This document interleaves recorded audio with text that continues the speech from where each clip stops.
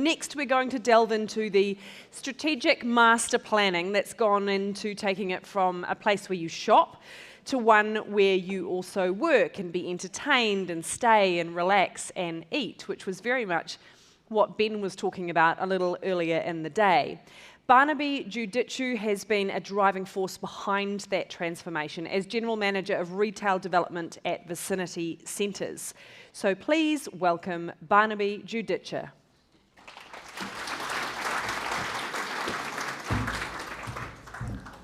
Thank you very much. Good afternoon, everyone. Thank you for the introduction, probably slightly overstated. I have worked for Vicinity for 21 years now, and so have been involved in a number of the developments at Chadstone, and have only been a bit part really in the last 5 years where there's been significant sort of change and shift towards a greater mixed-use centre and obviously a look to the future as well. So because of that tenure, I've spent a lot of time doing a bit of research for this presentation, and I'm probably going to take you a long way back and then bring you forward, and I don't have as much time as I'd like, so I'll probably rush through some components of it, but I thought it was relevant to take a few steps back before we look forward. So at Vicinity, we're the owner and manager of a large, unique and diversified property portfolio across Australia. 52 shopping centres that we own or manage. Not all of them do we own fully, and one we only manage. And at the core of what we do, and even more so probably in recent years, is that we are a retail-led business, and we strive to have the most compelling portfolio of destinations. So that's not to say that mixed use isn't relevant, but we've definitely been focusing in the last few years on retail being the strength of the core. We consider retail a virtuous cycle, a term used by our CEO, and it's really about sustaining visitation, sustaining the customer spend, and food, dining, leisure and entertainment being at the core of what we do, so that our value to our shoppers, our customers, and to our centres is sustained and is strong moving into the future. I reflected on sort of the key messaging for today and with the work I'd done on reviewing the history of Chadstone, and thought it became pretty simple, that it's been about vision, it's been about master planning, and it's been about community. And of course community for a long time was just shoppers, but now it's a lot more than that. It's about our retailers, it's about our office workers that now work at our centres. It's about so much more than just shoppers. It's about the government, it's about local government, and then all of that an overlay of financial stewardship. So everything that we do at Chadstone and have done has been a lot of focus on ensuring that every dollar that's spent and the way we go about our developments and running the centre is considered from that perspective. The other point was probably data, which I came across, and at Vicinity at the moment and at Chadstone very data-led, and really I suppose data has been has led decisions since the beginning of Chadstone, just slightly different levels of data, but important to consider our centres moving forward, and particularly Chadstone. So Chadstone, just can't quite see the screen in front of me, but so we've got it. Just wanted to orientate ourselves around the centre. So in the south-east corridor of Melbourne, about 12 kilometres from the city, surrounded by a fairly wealthy trade area. $2 billion is spent by our trade area. But we do have 24% of customers that come from outside the trade area. And I just want to dwell on the location of Chadstone here for a minute in the context of those grey lines near it. So north-south is Warrigal Road, running to the east, to the right-hand side of the centre. Huge traffic arterial. To the bottom is Princess Highway, Dandenong Road, which is another significant arterial, and then the Monash Freeway to the top, to the north. And so they have been probably what has assisted Chadstone in becoming such a driving force in a car-led visitation centre. The site is 27 hectares. It's currently 50% owned by the Gandel Group and our trust. Our GLA is currently 250,000 square metres, and 25% of that is non-retail. So I go back to the beginning when the centre was built by Myer at a cost of £26 million and opened in 1960, the first regional shopping centre in Australia. And I thought it was interesting, this photo, because down the bottom I've highlighted that it's all about the trade area. And so even back then, that was the key focus of what a shopping centre meant. Found some old advertising for the centre, and interestingly enough, mixed use was a consideration back there. The offering then was an exhibition hall, a nursery, a garden centre. Quite interesting to see that, considering what we look at today as representing mixed use. I also found an interesting 1967 master plan document, which is written by the president of the Traders Association at the time to the members about the MAT, the market share, and really what it meant to run a shopping centre well. And some of the text refers to, for the public, it needs to be increasingly linked with entertainment, the shopping centre experience. We must be in constant communication with our public and must use the press, radio and television. So that's marketing. All promotions must promote our access, so our public transport system, our car parking. There's a focus on shopfront design and store decor, and then interestingly, the last point refers to we must feature the natural beauty of surrounding gardens. So, the shopping centre has been on a journey, particularly through the 80s and the 90s, where some of that natural landscaped experience wasn't so prominent. But really, from the beginning, it's pretty simple what shopping centres are and need to be. A few photos of the opening of Chadstone. What's going on there? Yep. A few more interestingly, once again, the greenery, the open air malls. So in 1983, John Gandel purchased Chadstone for $37 million. And apparently at the time he walked in with the cash or the notes, whatever it was at the time, to the Myer family and said, I'd like to buy the centre, and they couldn't pass him up on that offer. And he said, I'm not going to do much. I'm just going to focus on managing the centre as it is. Well, he set about on a huge period of continual development, and I'm not going to go through them all here, but you can see how the process of continually developing, continually advancing the centre for really 20 years, enclosing the malls, introducing cinemas. You can see Mr Gandel there opening the two-level Galleria Mall at the time, introducing department stores, Myer and David Jones, and a number of shops with them, entertainment precincts, etc. So this next page is where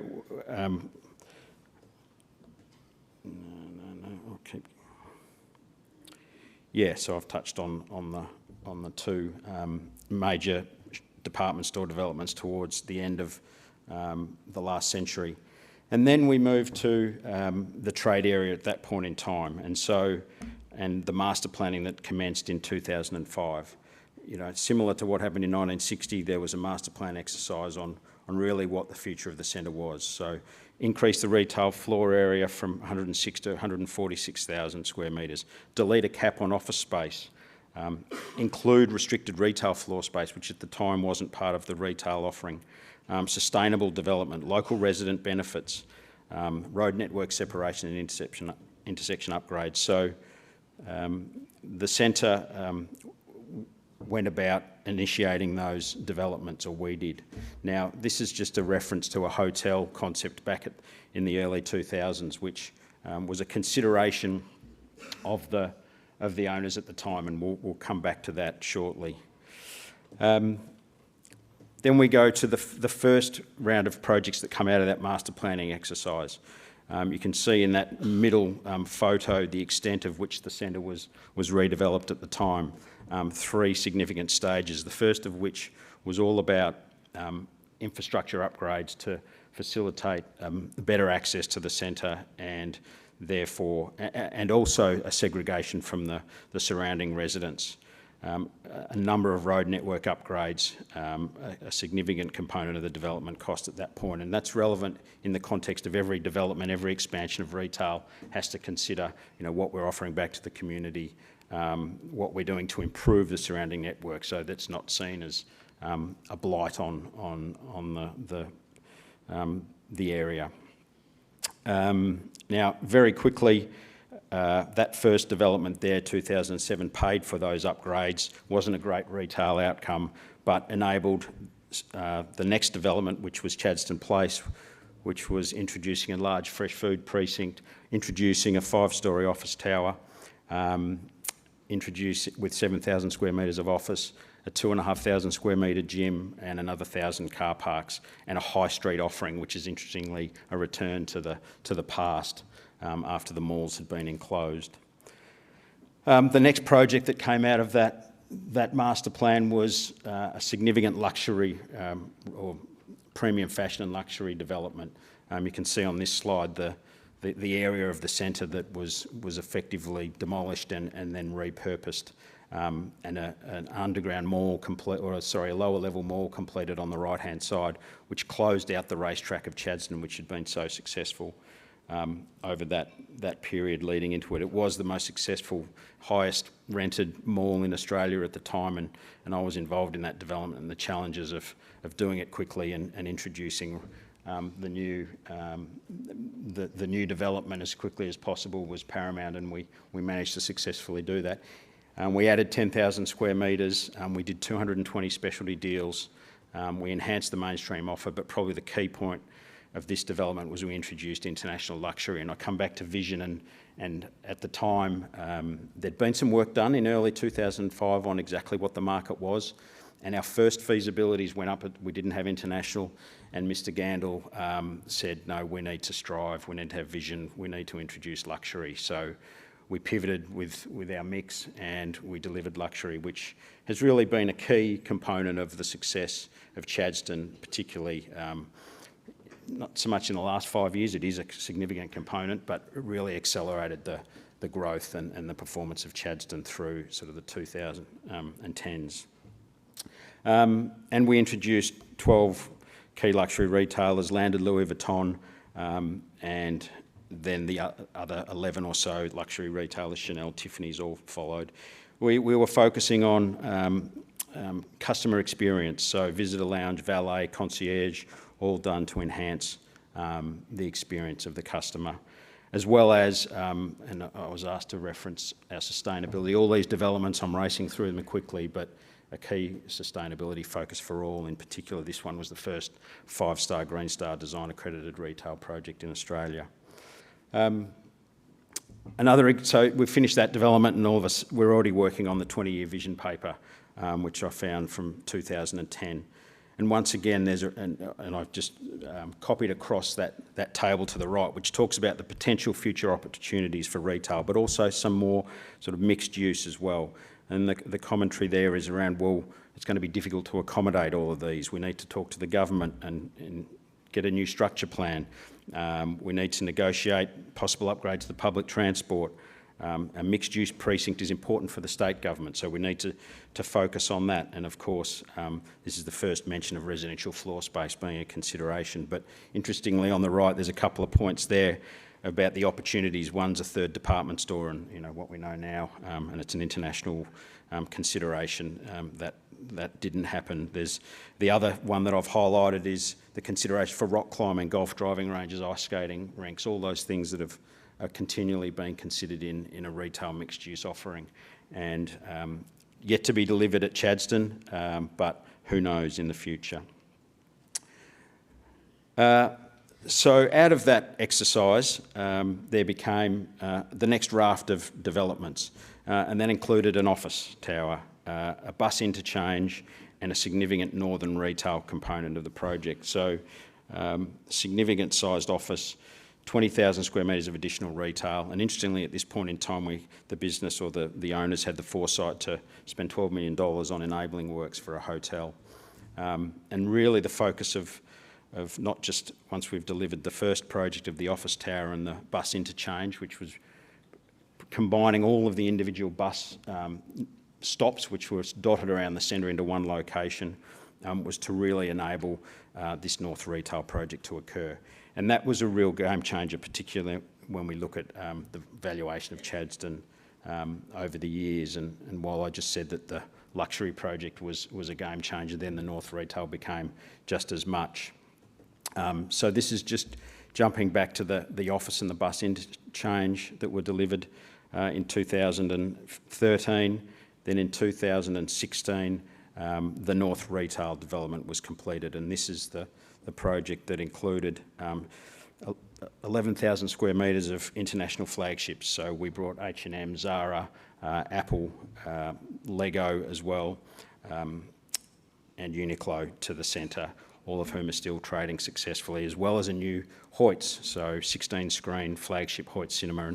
And interestingly, I picked up, and I wasn't working on the asset at the time, but there was also a $54 million variation approved to remix a number of the luxury retailers. So we introduced a number more because of the success, and today there's 41 luxury retailers at Chadstone.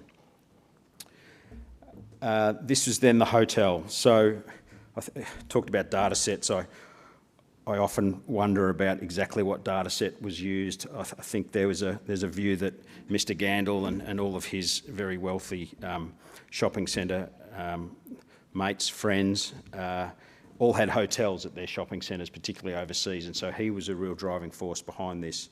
But of course, we obviously knew that with the trade area penetration we're having, the increase in out-of-area visitation, the increase in international tourists, that a hotel was key to the offering at Chadstone. So we managed to get approval to the 12-storey, 248-room hotel you see in front of you, 2 ground level restaurants, health spa, all the offerings that you'd want from a hotel, and then spend a number of dollars just afterwards on that link on the left-hand side, which is providing a real covered, simple access into the centre, because the location of the site of this hotel is slightly offset from the retail footprint, which was a key consideration of just keeping our alternative uses to the perimeter of the centre. So at this point, we then revisit the trade area, and the trade area has grown enormously. We're now reaching all the way down to the bottom of the Mornington Peninsula. You'll see the trade area residents has grown to now 1.1 million. 2 million and 1 million in the main trade area, and a rapid expansion from the previous, before that, raft of projects. The next slide is just zeroing in a bit, and once again data as to what was happening with our customers and where they were coming from, and you'll see the point there that the primary and secondary visits, the customer spend was really just in line with benchmarks. But probably due to the growth in a number of surrounding competing centres, it wasn't outperforming benchmark, but our tertiary and out of area was significantly, which I've highlighted on the right-hand side there. So up to 41% of unique shoppers live beyond the trade area, and they account for about 20% of the spend at that time. So we entered back into another journey of master planning, wanting to be the world's best, wanting to be the hub of a new CBD and be the cultural epicentre. We'd really done so much on pure retail with those perimeter offerings around entertainment and the hotel and office. But it was, okay, what's the next step for Chadstone? And just pointing out at this point, the centre had doubled in value in the last 10 years, from $3 to $6 billion. So there was a whole range of new projects which were identified out of that exercise. A number of them related to infrastructure and car parking, but also expansions to the entertainment, expansions to the luxury again, another office and a new fresh food precinct. At this point, we're reviewing once again which customers we're targeting. And the trade area, as I mentioned, is a fairly wealthy one, so that's really the prosperous families, the Metro High Flyers and the Golden Days that we are categorising those customers in and who we're particularly targeting. So more fresh food, more health and wellness offerings and entertainment. And this is just a slide in the context of the data that we analysed for what these priority projects would deliver in the context of greater offering through the centre, which then informs, of course, the size of the developments, the retail mix that are to go in them. I'm going to race through the next few because I'm going to get a bit short on time, but this is just an interesting one to point out, I think, because it's about our car parks. And what we've done there is we've clad a car park and spent the money on a significant facade, an award-winning facade, but it's just assisted in the representation of the centre to the surrounding customer. You can see the existing ugly presentation. We put a roof on this car park and that's covered in solar panels. So really about giving back in some respects to the community, but also doing it in a sustainable way. You know, it reduces light transmission, a whole range of things. It presents better to the street, and all that is part of the negotiations with council and government about how we get increased planning rights and planning framework for the centre. We do a small project on top of a car park to add some of the larger entertainment offerings that were being seen in CBDs and around the world. An additional 6,000 square metres, a $68 million development, 8 new entertainment and hospitality tenants, Holy Moly Bowling, Panic Room, Hijinks Hotel, etc.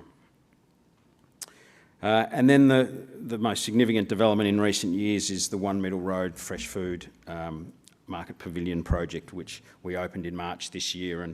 And this project, a lot of people lost a lot of skin along the way because it was a repositioning of the existing fresh food precinct right in the heart of the centre, and then building a loading dock underneath to service the centre, the retail sleeving above that loading dock, and then a 9-storey tower above. This is just a slide to really show that integration of the development and its scope. I'll keep moving because of time. So we opened this in March and it's been a tremendous success, the fresh food, because we've introduced some iconic fresh food brands from across Melbourne, not your regular shopping centre retailers, but really introduced first to centre, and it's been an outstanding success, as well as introducing a refreshed dining offer.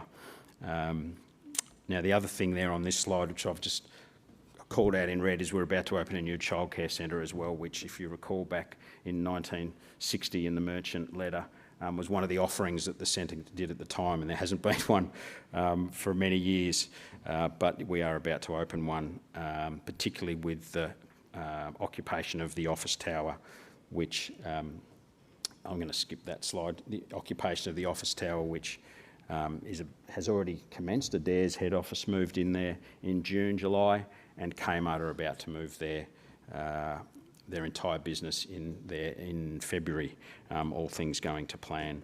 An A-grade office building, large floor plates, first-class end-of-trip facilities, and really integrated into the heart of the centre. The next section is once again on our next level of master planning about the future, and the government had a plan in place about Plan Melbourne, it was called, about the growth of the city until 2050, but it really wasn't getting a lot of traction through activity centres, and so we went on a path of advocating for Chadstone, and the focus we took was that we're part of a broader precinct, we're part of the Holmes Glen city, as we called it, and so you can see on this slide we're calling out the uses that are there and also the uses that need to be there in the future, and this was part of our advocacy with government for what the next stages of Chadstone could be, and that it's the ideal location for education, residential, and there's already some light industrial as well as other retail. one of the challenges for this is the lack of transport connections and the planning framework at the time. So we did a lot of work on using the Plan Melbourne vision document to demonstrate to the government what we have, what we need if we're to deliver on their 20-minute neighbourhood. And that exercise led us to, I'm going to skip through a couple of slides, led us to this point here where the government realised that their Plan 2050 wasn't working so well. There'd been landlords and advocating, including us, to take a different view. And so what they introduced, similar to in Sydney, was an infrastructure initiative to grow middle ring suburb transport connections, and so the SRL was born, which is the Suburban Rail Loop, and I didn't realise, but I understand you've got a new ring train network that's about to be opened here. So this plan here is just showing you how that integration of the Suburban Rail Loop stops, which is the red ones there, was going to somewhat bypass Chadstone, and so we realised we needed to start advocating for better transport links to that suburban rail loop and from the existing heavy rail networks, because Chadstone was never really going to be a heavy rail. There was never going to be a heavy rail network connection as much as we've considered it for many years. We advocated for the opportunity that Chadstone presented, and also worked with Monash University, and we came up with a principle of a trackless tram to connect Chadstone to the existing rail network and Monash University down the road. And we did a fair bit of work on this in the context of introducing, we had a trial in Perth where an operator from China brought across a trackless tram and demonstrated how it would work, and it really is a cheaper solution to a significant rail project running past Chadstone, and this advocacy assisted in where we got to with the government's activity centre program, which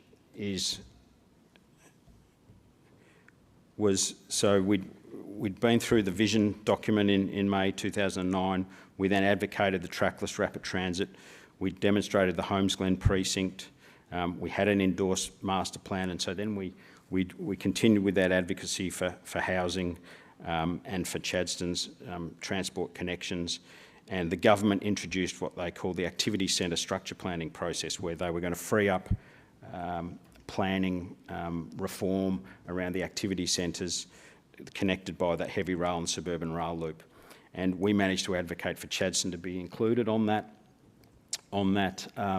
program, and it's the only one of 60 that activity centres that the government, they gazetted the first 10 in April, and so Chadstone has been designated an activity centre.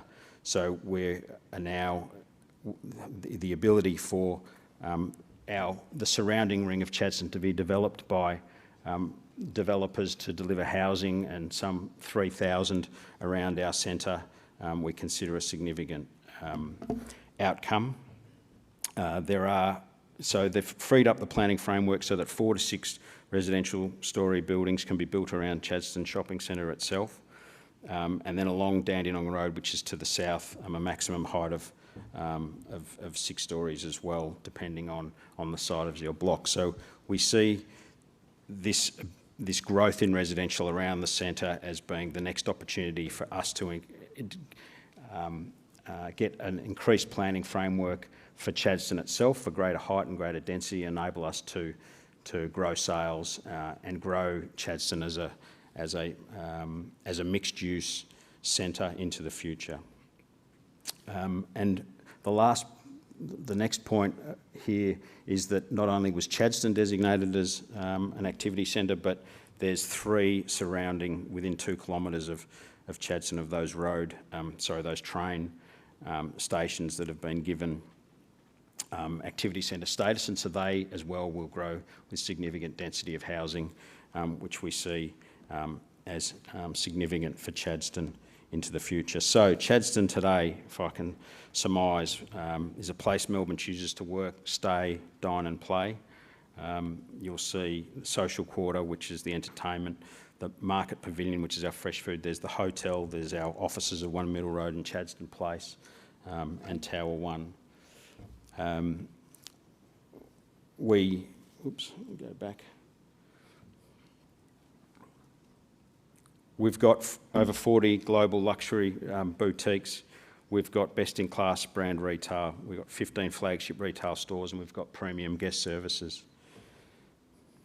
We've got the hotel, we've got the fresh food, and we've got the social quarter. Really unforgettable experiences that are driving Chadstone's success today. And as I said, a diversified offering of over 500 stores. So that leads us to a sneak peek of what the future may look like at Chadstone, and that is what we will continue to drive for. Thank you.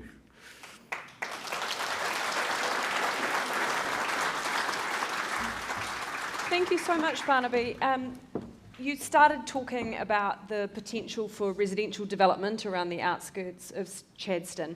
There's a question there about whether there's scope or appetite for build to rent. So I wondered what type of residential you're doing. Is it development that you then on sell or continue to own, or what? So at Chadstone, we are not looking at doing either at the moment. And as a business, there's been an in-depth analysis of build to sell and build to rent around our assets. And I think it's fair to say we're focusing on, as I mentioned at the beginning, retail-led asset development, and that what comes with build to rent and build to sell is potentially a restriction on your asset. So we will not be at this point in time doing, we're still investigating build to rent on the perimeter of our assets, but it's really for the assets where it's appropriate, and at this stage Chadstone's not seen as appropriate. Chadstone, as you mentioned, has that luxury precinct. There's a question there saying, how are you supporting them through the global luxury downturn? Is there one? I thought that the rich were still riching. Yeah, so there is a downturn, but it's coming off a very high base. So, and some retailers are still growing and some are having a bit of a flat spot. So, look, we're continuing to support them with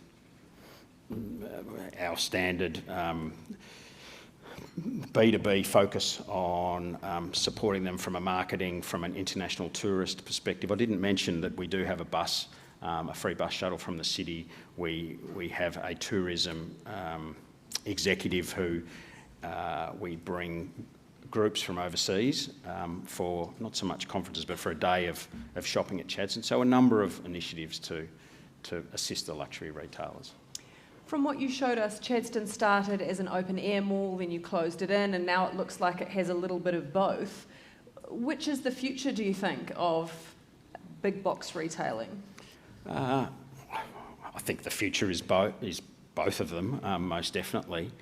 Look, it depends on your location. So Chadstone, Melbourne, we don't have great weather. So any of our external retail needs to be considered pretty thoroughly, such that it's viable and it's workable for the customer and the retailer's offering. This is quite an interesting question. What lessons from Chadstone's evolution can be applied to revitalising older or smaller retail assets? Yeah, that's a good one. Look, I think I touched on data. I touched on a relentless drive to look at where the best opportunities are within a centre, both in its structure and its ability to be transformed. What the market wants, for the trade area market wants, what the best retailers are. I mean, I've got a role across the broader portfolio, and a lot of our assets we are focusing on how we just transform them in as financially prudent and and best retailer for the trade area exercise without doing grand master development. So, yeah, it's just sort of working your assets as hard as you can with a consideration for the customer's needs and the best retailers to suit. Yeah. It's a good question because I think from the New Zealand perspective, the scale of Chadstone simply blows the mind. But thank you for sharing it with us and racing through a lot of content. Yeah, thank you. Please put your hands together for Barnaby Giudice.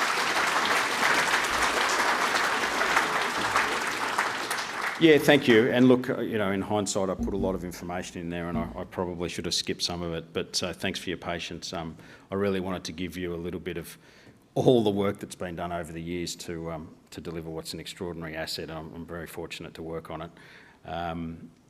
But yeah, a lot of people have been involved in that exercise and I gave you a bit of a sense in a rushed way as to what that's taken. So, some great thank you, information. everyone. Thank you very much.